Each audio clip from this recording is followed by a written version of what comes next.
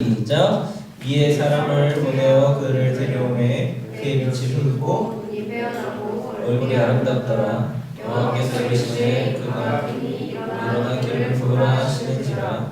사무엘이 기름 뿔을 가져다가 그의 흉내 중에서 그에게 부었더니 이날 이후로 다윗이 여호와의 영에게 크게 감동되니라. 사무엘이 떠나서 라마로 갑니다. 네, 청년부 예배 오신 여러분 환영하고요. 오늘 왜 자리가 좀 비어져 있는 듯한 느낌이 드네요. 그래요. 이제 몇 번 안 남은 것 같아요. 우리가 리얼리티라는 주제로 예배를 드리고 있고, 이제 남은 몇 가지 2단이나 아니면 뭐 남았죠 우리? 몇 가지 남은 것들을 제외하고는 이제 거의 다 다루고 있는 것 같습니다. 이쯤에서 다시 한번 물어보지 않을 수가 없겠네요. 여러분은 진짜 그리스도인입니까? 우리가 많은 사회적 사례들과 그리고 다루어야 할 구체적인 것들을 다루고 있어요. 그렇죠. 취미, 동성애, 정치, 그리고 일, 직업, 오늘은 사역에 대한 이야기들을 다루고 또 시간이 지날수록 더 다룰 텐데, 이런 구체적인 사례를 다루기 이전에 여러분에게 질문하였던 진짜를 판가름하기 위하여서는 내가 진짜여야 한다는 거였죠. 그렇죠? 그 사건을 진짜인지 아닌지, 그 사건을 어떻게 바라봐야 하는지를 판가름하는 내가 진짜가 아니면 그런 것들은 아무 소용과 의미가 없다는 얘기를 처음에 하면서 시작했고, 아마 듣는 내내 우리가 함께 이것들을 살펴보는 내내 나는 진짜 그리스도인으로서 바라보고 있는가를 고민하고 있을 거라고 믿습니다. 여러분은 진짜 그리스도인입니까? 나는 진짜입니까? 다시 한번 고민해보고 생각해보고, 또 여러분이 아마 우리 청년들은 대부분 사역에 참여하고 있죠. 교사나 방송실이나 아니면 찬양팀이나 아니면 등등의 여러 가지 부서에서 봉사하고 있을 텐데, 그러한 교회 사역들은 우리가 어떻게 바라봐야 하고 또 어떤 마음으로 감당해야 하는지를 다시 한번 고민해보는 시간이 되었으면 좋겠습니다. 오늘 또 마침 임원을 뽑는 날이잖아요. 그래서 한번 고민해보고 또 여러분의 마음과 생각을 점검해보았으면 좋겠다는 생각이 듭니다.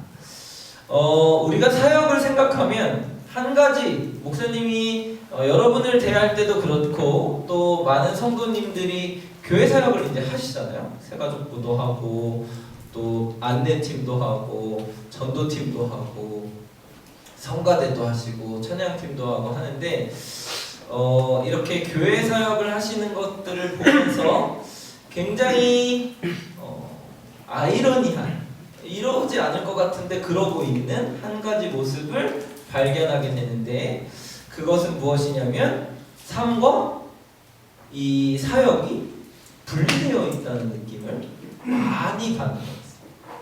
많이 받아요. 그러니까 월요일부터 금요일까지 사는 것과 토요일날 이제 청년들은 청년부 예배를 드리니까, 그리고 성도님들은 주일날 하루를 사역하는 것과는 굉장히 뭔가 분리시켜 놓고 분리되어 있다는, 그러니까 삶과 사역이 분리되어 있다는 느낌을 굉장히 많이 받는다는 것이죠. 청년들에게도 마찬가지. 그런데 사실 그렇지 않죠. 우리는 하나의 존재이고 주일을 사는 것도 나이고 월요일부터 토요일까지를 사는 것도 나인데, 주중에 어떠한 삶을 살았는지가 주말에 하나님의 교회에서 사역을 하는 것과 당연히 연관이 있고, 또 사역을 어떻게 했는지가 그 다음 한 주를 살아가는 데에도 굉장히 큰 영향을 미치는 것을 우리가 스스로 경험하면서도 우리는 사역과 내 삶과는 굉장히 분리시켜 놓는 것들을 볼 수가 있습니다. 그런데 사실 사역은 삶과 전혀 분리되지 않는 것이 맞습니다. 그러니까 사역을 고민하고 사역을 어떻게 하는지에 대해서 고민하고 생각할 때 여러분의 삶을 들여다볼 필요가 있다는 것이죠. 그러니까 우리가 이제 한 가지 간과하는 것은 삶이랑은 상관없이 주일날 내가 교회에서 어떤 생활을 하는지에 따라서 사역을 결정해야 된다고 우리는 주로 생각하고 판단하는데, 사실은 그렇지 않고 우리가 일주일 동안 어떻게 사는지에 따라서 사역이 결정돼야 된다는 거. 내가 월요일부터 금요일까지, 청년들은 금요일까지, 또 성도님들은 월요일부터 토요일까지 어떠한 삶을 살고 있는지에 따라서 주일에 사역을 해야 되는지 하지 말아야 되는지, 아니면 어떠한 방식으로 어떠한 모습으로 어떠한 부서에서 사역해야 되는지를 결정해야 된다는 거죠. 그런데 사역을 많이 고민하시는 분들이 요거는 간과하고 내가 이날 할 수 있는지 없는지, 이게 가능한지 아닌지, 내가 좋아하는지 아닌지에 따라서만 판단하고 사역을 선택해서 삶과 사역이 분리되어 있는 상태에서 서로 연관이 영향력이 없을 수 없는데 영향력을 자꾸 미치다 보니까 사역에서 지치고 힘들고 내가 이걸 왜 시작했지에 대한 고민들이 계속 일어나요. 만약 일주일의 삶과 사역이 잘 연관되어져서 사역을 선택하고 시작했다면 이 삶이 돌아가는 패턴과 방식과 그리고 흐름과 그리고 내 체력이나 어떤 여러 가지 영향력들이 사역에 그대로 반영되어져 가고, 그렇기 때문에 때로는 사역이 힘들어도 버텨나갈 수 있는 힘이 생기고, 때로는 사역이 막 기쁘고 업돼도 절제하면서 하나님이 원하시는 방향대로 이끌 수 있는 것들을 해나갈 수 있다는 것이죠. 근데 우리는 주로 이 삶과 사역이 분리되어져 있는 것을 볼 수가 있어요. 이것이 목사님이 많은 사역자들을, 그러니까 목회자들이 아닌 주말에 교회에서 일을 하시는 분들을 보면서 들었던 의아한 생각이었습니다. 오늘 우리가 이 본문 말씀을 보면서 사역에 대하여서 하나님이 어떻게 부르시고 또 무엇을 가지고 부르시는지를 볼 때 가장 먼저 생각할 것은 바로 이 삶과 사역은 분리되지 않는다라는 것입니다. 그리고 바라기는 오늘 임원이 되는 누구라도, 그리고 또 내년 2020년에 사역을 결정하고 어느 부서에서 무슨 사역을 해야 되는지를 선택하는 여러분에게도 여러분의 삶이 잘 읽혀지고 또 반영되고 또 여러분의 삶과 그리고 교회에서의 사역이 이 하나가 될 수 있는 선택들을 하였으면 좋겠다는 생각이 듭니다. 이것이 하나님의 부르심을 받아서 기름 부음을 받는 장면입니다. 근데 하나님이 다윗을 뭘 보고 선택하셨을까요? 뭐 때문에 다윗 선택하신 것 같아요? 여러분 다윗 잘 알잖아요. 그렇죠? 다윗의 뭘 보고 선택하셨을 것 같으세요? 마음, 또 어린아이 같은 마음. 좋네요. 그리고요, 일단 첫 번째로 다윗을 선택하는 과정에서 성경은 의도적으로 다윗만 그 가정에서 제외되어져 있는 것을 볼 수가 있어요. 그러니까 사무엘이라는 이스라엘의 대선지자가, 그러니까 우리나라에서 제일 유명한 어떤 선지자라든지 목회자라든지 그런 분이 우리 가정으로 오시는데 그 가정이 다 모여 있을 거 아니겠어요? 첫째부터 여섯째까지, 부모님까지, 시종까지 다 모여 있는데 유독 한 사람만 빠져 있는 게 다윗이었습니다. 그리고 성경은 이 다윗이 그 기름 부음 받기 위하여서 온 가족이 모인 자리에서 빠져 있는 이 모습을 보면서 다윗이 과거에 어떠한 삶을 살았고 또 다윗이 현재 무엇을 더 중요시하는지에 대해서 의도적으로 드러내려고 하는 것들을 볼 수가 있어요. 사무엘상이 다윗에 대하여서 이야기하고 있는 첫 번째 이 이야기에서 의도적으로 다윗을 드러내고 있는 것은 뭐예요? 그가 뭘 하고 있었던 거예요? 양을 지키고 있었던 거죠. 양을 지키는 걸 뭐라고 하죠? 목자라고. 그러니까 이 다윗이 목자로서의 역할을 과거에 감당하고 있었고 지금도 하고 있다는 것을 의도적으로 성경은 비추고 있어요. 그것이 다윗이 기름 부어서 하나님이 첫 번째로 선택하시는 과정 중에 있다는 것이죠. 그러니까 다윗이 뭐 때문에 기름 부음을 받았을까? 뭐 때문에 하나님이 선택하셨을까를 가장 먼저 생각할 때 다윗이 과거에 어떤 삶을 살았는지에 관련이 있다는 거예요. 여러분, 사역을 결정하고 사역을 선택하고 또 여러분이 임원이 될 수도 있고 안 될 수도 있지만 그런 과정 중에서 하나님이 여러분을 부르신다면 하나님이 여러분에게 제일 먼저 보시는 건 여러분의 과거예요. 그동안에 어떻게 살아왔느냐, 무엇을 가지고 살아왔느냐는 거죠. 어떤 선택을 하면서 살아왔냐는 거예요. 그리고 아마 여기서 이제 임원을 선출하게 되겠죠. 또는 사역을 컨택하면서 사역자들이 여러분에게 찾아가서 같이 교사를 하자든지 찬양팀을 하자든지 성가대를 하자든지 뭐 얘기를 하겠죠. 그렇게 얘기할 수 있는 가장 첫 번째 근거는 여러분의 과거의 삶에 있어요. 여러분이 어떻게 살았는지에 따라서 부르심이 결정된다는 것이죠. 그러니까 여러분 그동안에 내가 어떤 사람이었는지를 점검하는 것이 여러분의 사역을 결정하는 데 굉장히 중요한 문제예요. 나는 어떤 사람인가? 나는 어떤 선택들을 해왔나? 나는 어떤 사역들을 좋아하는가? 나는 과거에 어떤 일들을 맡아서 섬기며 살아왔는가? 이런 것들을 고민하는 것. 그 이전의 나를 돌아보는 것. 과거의 나를 돌아보는 것이 지금의 사역을 결정하고 그리고 지금 하나님이 부르시는데 굉장히 중요한 역할을 한다는 거죠. 과거는 과거일 뿐이라고 하는 것은 잘못된 생각입니다. 과거가 하나님이 지금 부르시는 여러분을 결정하고 부르시는 중심이 될 수 있다는 것이죠.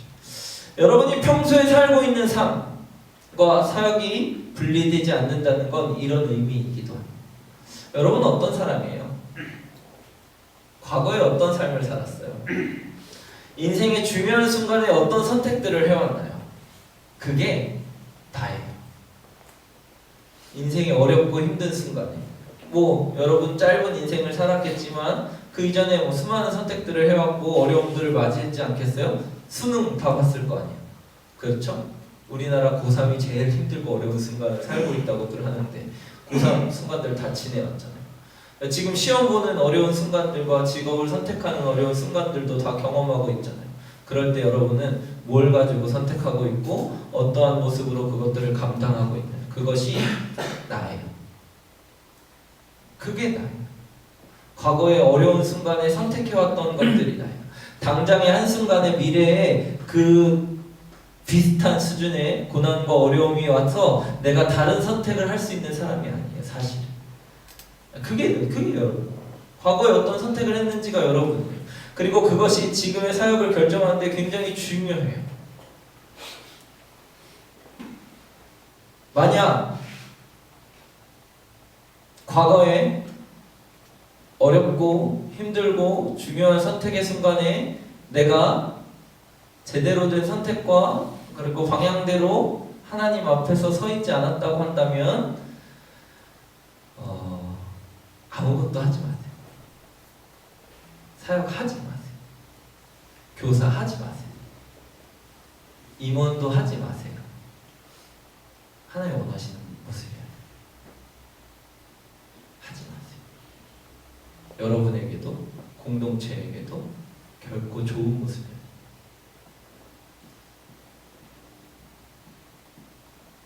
여러분이 어떤 선택을 해왔는지를 한번 고민해보는 시간이 되었으면 좋겠습니다.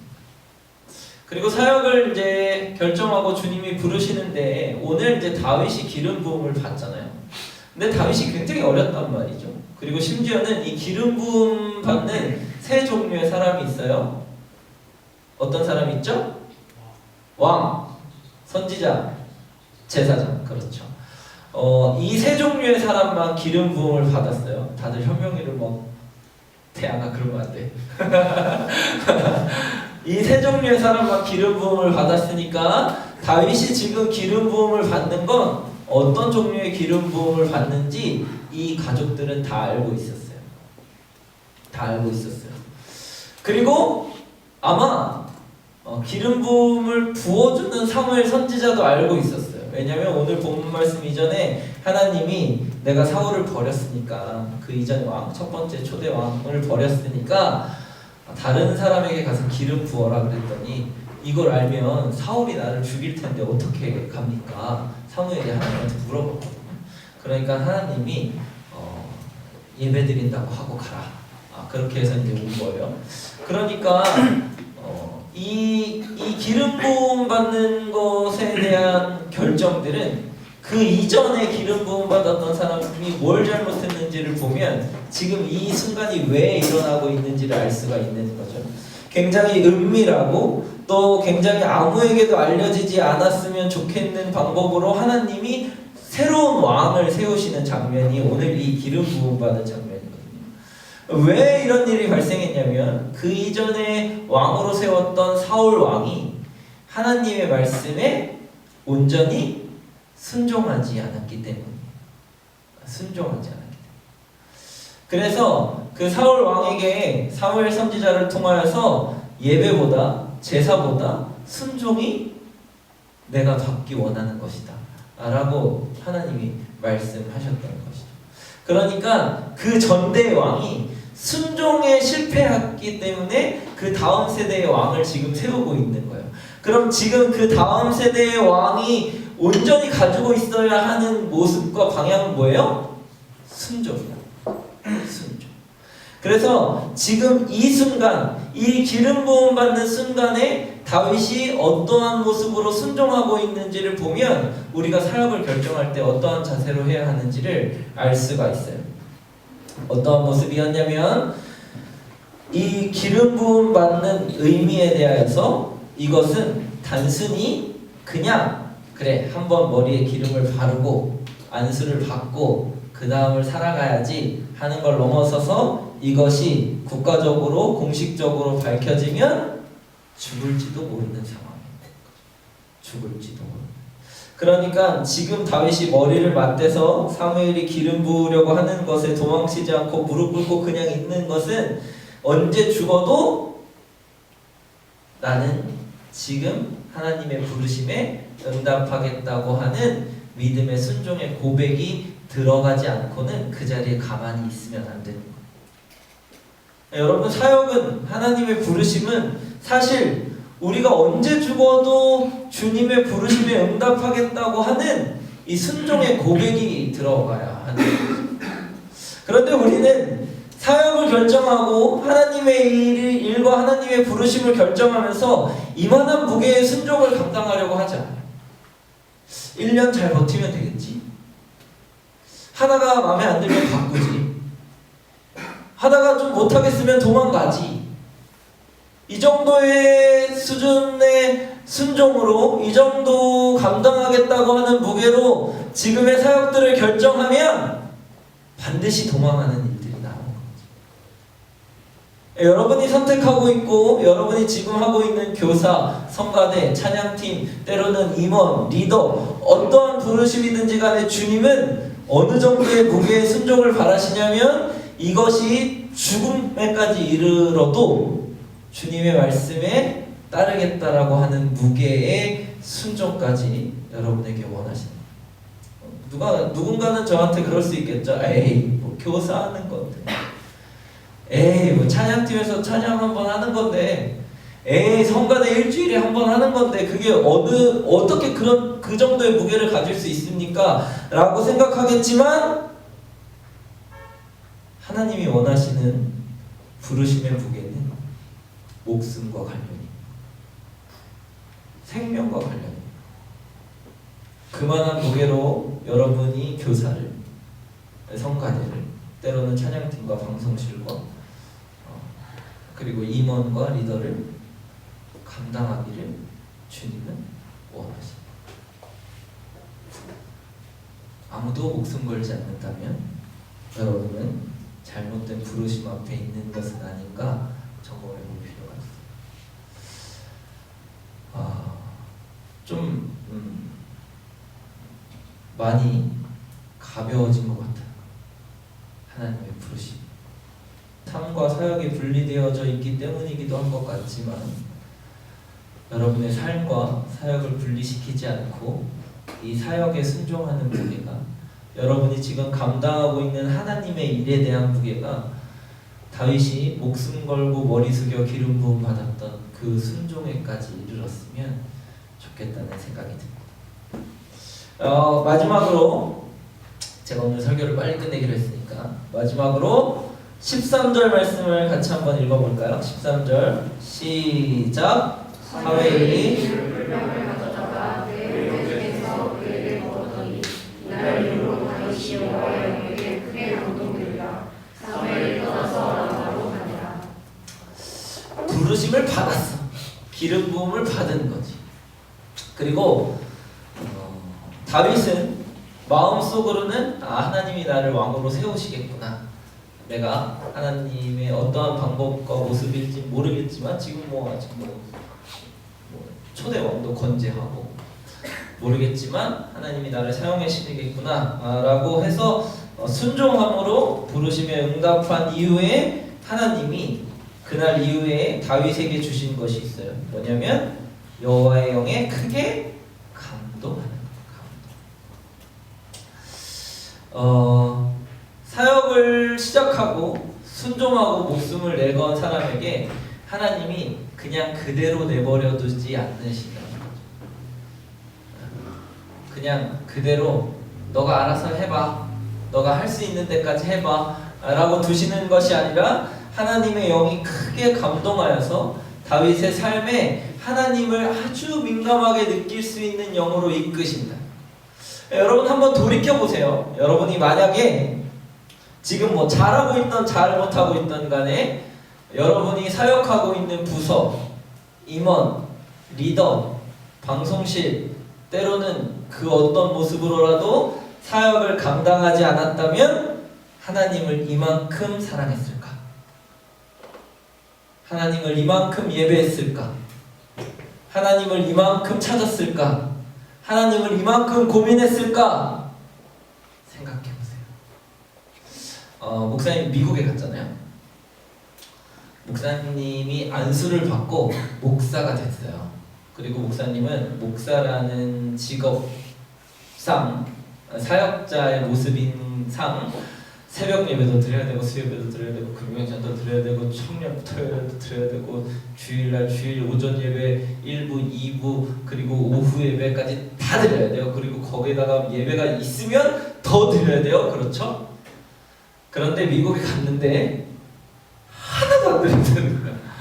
너무 좋다고 얘기하면 안 되겠지. 좋진 않았어요. 그랬든 어쨌든 하나도 안 드려도 되는 거야. 주일날 예배 한 번만 딱 드리면 됐어요. 처음에 미국에 갔을 때 어느 교회 갈지도 목사님이 선택하면 됐고 또 심지어는 자다가 늦게 일어나가지고 원래 가기로 했던 저 큰 교회 좋은 교회 예배도 잘 드려지는 교회를 원래 가기로 우리 집사람이랑 딱 마음을 먹었는데 서로 자다가 늦게 일어날 수 있잖아요. 밤새 시차 적응도 안 되고 이랬으니까 자다가 늦게 일어나서 옆에 이름도 모르고 무슨 예배를 드리는지도 모르는 교회에 갔어요. 한인교회인 줄 알고 갔는데 외국인이 예배를 드리더라고요. 그걸 보니까 외국인이 11시부터 12시까지 예배를 드리면 한인이 12시부터 1시까지 예배를 드리는 그런 교회였어요. 한 교회 건물에 외국 교회와 한인 교회가 함께 드리는 미국 그런 교회가 있거든요. 그러니까 외국인 예배도 드리고 한국인 예배도 드렸어요. 그때인데 맞죠. 심지어 그렇게도 예배를 드리는 거예요. 새벽 예배도 안 가도 되고 수요 예배도 안 가도 되고 금요 기도회도 안 가도 되고 내가 목회자로서 감당해야 할 모든 예배를 하나도 드리지 않고 그냥 한 번의 예배만 주일 예배 한 번만 딱 드리면 되는 사람이 되었어요. 처음엔 진짜 좋았어요. 나한테도 이런 삶이 있구나. 미국이 좋네 이런 삶을 생각이 들었어요. 그런데 딱 3개월 만에 3개월 만에 내가 목사가 아니구나라는 생각이 들었어요. 내가 그리스도인이 아니구나. 내가 주님을 만나지 못하고 있구나. 내 삶에서 전혀 주님께 예배하는 것이 없구나 라는 생각이 들었어요. 그리고 다시 사역을 해야 되겠다는 생각을 하게 됐어요. 내가 목회자가 여러분이 존경할 만한 사람이 아니긴 하지만 내가 만약에 목사로서 목회자가 아니면 여기 있는 예배 잘 드리고 예배에 성실하고 찬양하고 봉사하고 또 하나님 앞에 열정으로 감당하고 있는 그 어떤 청년들보다 훨씬 윗바닥에 있는 사람이라는 걸 알게 됐어요. 사역이 힘들어요. 예배를 많이 드리는 것도 힘들어요. 그러나 적게 드리는 것보다 하나님을 더 가까이 만나는 것은 부인할 수 없는 사실. 만약 여러분이 하나님을 만나기로 결정하고 순종해서 어느 자리에서 어떠한 일을 감당하든지 간에 그것은 반드시 하나님의 영에 크게 감동할 수 있는 기회를 더 만드는 것. 하나님은 그렇게 여러분을 사용하고 기대하고 계신다는 거죠. 만약 사역을 내려놓고 목사라는 이름을 내려놓고 직업을 내려놓았을 때 저는 아마 여기 있는 여러분들보다 난 청년 예배도 안 드렸을지도 모르겠어. 그런 사람. 사역은 그런 거. 하나님이 여러분에게 영에 크게 감동하시고 싶어서 주시는 자리. 교회에 뭐 이렇고 저렇고 전혀 상관없어요. 사역의 가장 우선순위는 여러분에게, 개인이. 하나님의 관심은 여러분에게 있어요. 새빛교회 여러분이 교사하지 않아도 교사할 사람들이 많아요. 방송실 안에도 거기 들어갈 사람들이 있어요. 찬양팀의 싱어로 서지 않아도 노래 불러줘요. 다 할 수 있어요. 또 누군가 채워줘요. 그런데 그 자리에 여러분을 목숨을 거는 데까지, 삶을 이어서까지, 과거의 여러분의 삶을 들춰서까지 사용하시고 싶은 이유는 여러분 개인에게 있는 거예요. 한번 고민해봐요. 여러분이 사역을 내려놨을 때 나는 어느 정도의 수준의 사람이었을까? 만약 하나님의 영에 크게 감동되고 싶은 사람이 있다면 하나님이 부르시는 자리로, 하나님이 부르시는 위치로 찾아가는 사람이 되었으면 좋겠습니다. 그렇게 현재, 과거, 현재 그리고 앞으로 우리에게 주실 하나님의 은혜까지 다 고려하고 생각하고 신중하고 깊이 고려해서 해야 되는 것이 사역입니다. 그리스도의 그리스도. 우리 기도할 텐데 목사님이 여러분에게 사과라면 사과인 것 하나는 사역의 필요에 따라 여러분을 부를 때가 종종 있다는 거예요. 이건 사역자로서는 굉장히 여러분에게 먼저 사과해야 될 일이라고 생각합니다. 목사님도 여러분이 어떤 사역을 결정할지, 어떠한 모습으로 하나님 앞에 봉사할지를 결정할 때에 사역의 필요성이 아니라 여러분 한 사람을 놓고 생각하고 기도하고 또 권면하고 또 함께 선택할 수 있는 그런 방법과 과정이기를 소원합니다. 이 시간 기도할 때 나를 위하여서 선택하시는 하나님의 방법 및 이 사역이, 교회 사역이